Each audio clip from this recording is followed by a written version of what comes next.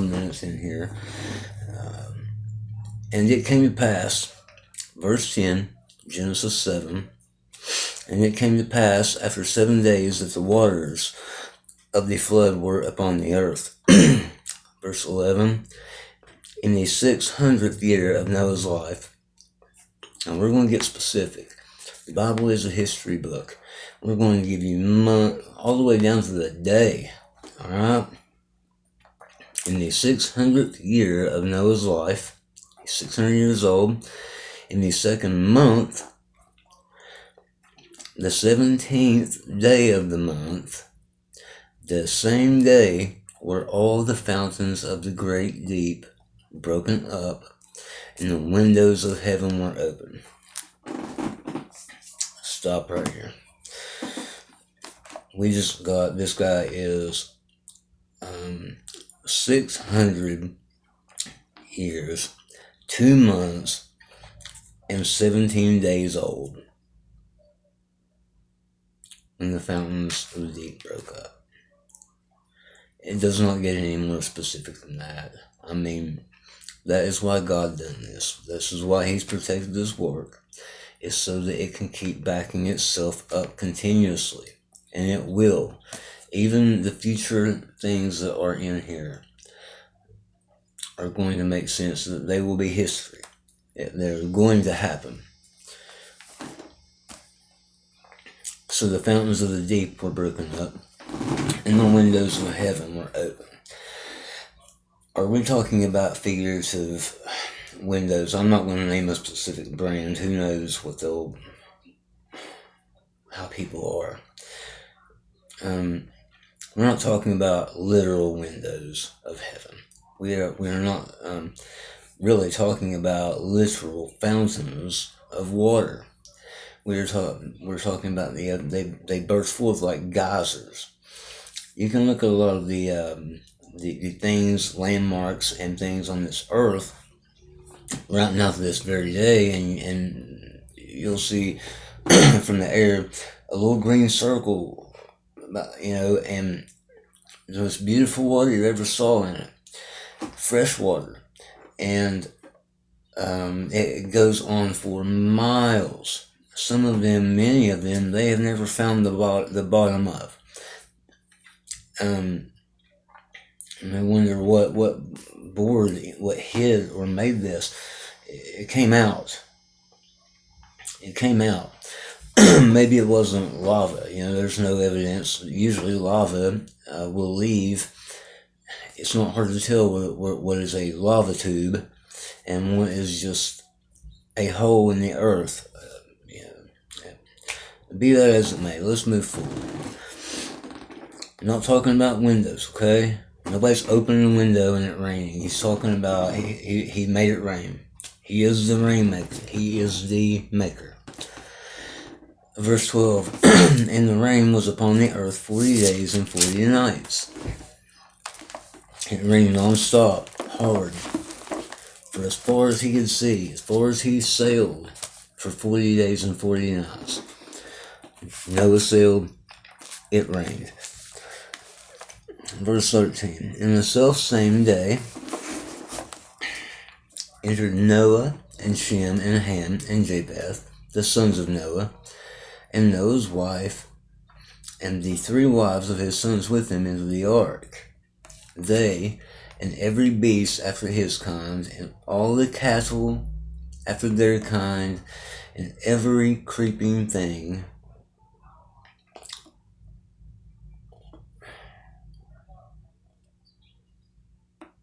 He's backing this up so much, I'm wondering if I haven't already read this.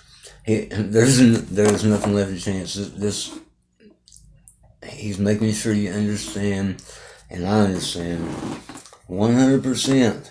No room for anything else to go on here. Sure, it's a wild thing. Did God need to stack all the animals on the boat?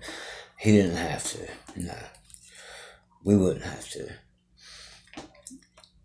So verse 15. Let's finish verse 14 and reinforce this again. Yea, and every beast after his kind, and all the cattle after their kind, and every creeping thing that creepeth upon the earth after his kind, and every fowl after his kind, every bird of every sort. He took them all, and a mate with them. Verse 15. And they went in unto Noah into the ark, 2 and 2 of all the flesh, wherein is the breath of life. So they wouldn't drown. We don't breathe underwater. They went in the ark. Verse 16, and they went in male and female of all flesh, as God had commanded him, and the Lord shut him in. We'll stop right here. The Lord shut the door in this ark, okay? It was supernaturally closed. Be that however God chose to do it and make it happen, it was closed. It was not up to Noah to open it. He probably would have tried. I'm just guessing. I don't know. Read my Bible. Verse 17. And the flood was 40 days upon the earth. 40 again is a time of trial. That's what it represents. And the waters increased and bare up the ark, and it was lifted above the earth. And the waters prevailed and were increased greatly upon the earth. So you've got water coming from the sky and blowing out of the ground all at the same time. It's a big time. Everybody's scared. I would say no. Everyone is frightened. Nobody is standing up beating their chest. And if they are, it's not going to help them. Don't matter. Okay? We'll have to take it on the other side and get it figured out there, because their flesh is finished. Everyone except for all the flesh, all the types after their kind that was aboard this ark, whatever peoples that may have been.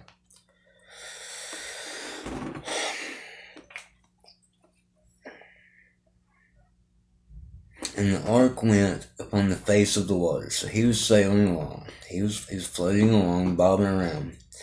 Verse 19, and the waters prevailed exceedingly upon the earth, and all the high hills that were under the whole heaven were covered.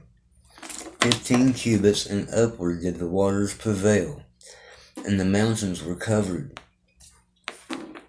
And all the flesh died that moved upon the earth, both of fowl and of cattle and of beast and of creeping thing. Here we go again. That creepeth upon the earth, and every man. We know this is really symbolic. It was the huge, enormous majority of this planet, or at least in Noah's geographical area. This was an enormous flood. Sure it was. There's records of it. Nobody's denying that happened. We can carbon date. We can look at the different layers of sediment. Scientists can in our very day and know that there was an enormous event that happened around that time.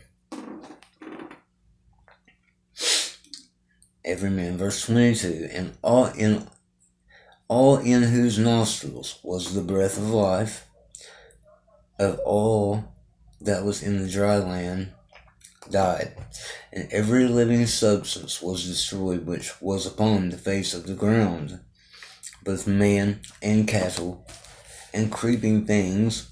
Here we go again. God making sure everybody's on board here.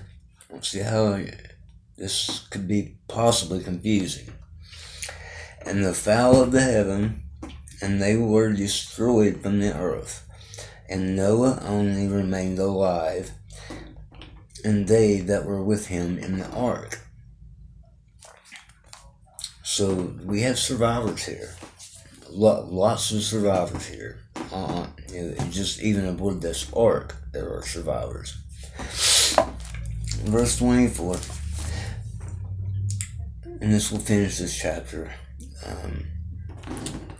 I haven't reached the 15-minute mark yet. And the waters prevailed upon the earth 150 days.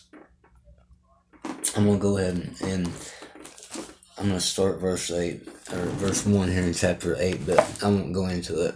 It's just, I need it for myself after hearing that. And God remembered Noah and every living thing and all the cattle that was with him in the ark. And God made a wind to pass over the earth, and the waters assuaged. The fountains also of the deep and the windows of heaven were stopped, and the rain from heaven was restrained. Because why? Because God decides when it rains and when it don't. He decides when there is plague and when there isn't.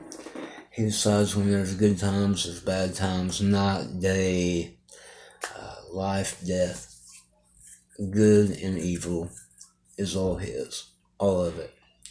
I am glad that He's a merciful God. I'm glad that He chose to make a plan of salvation for me. And I'm glad that He accepts my forgiveness and that He forgives me and loves me so much.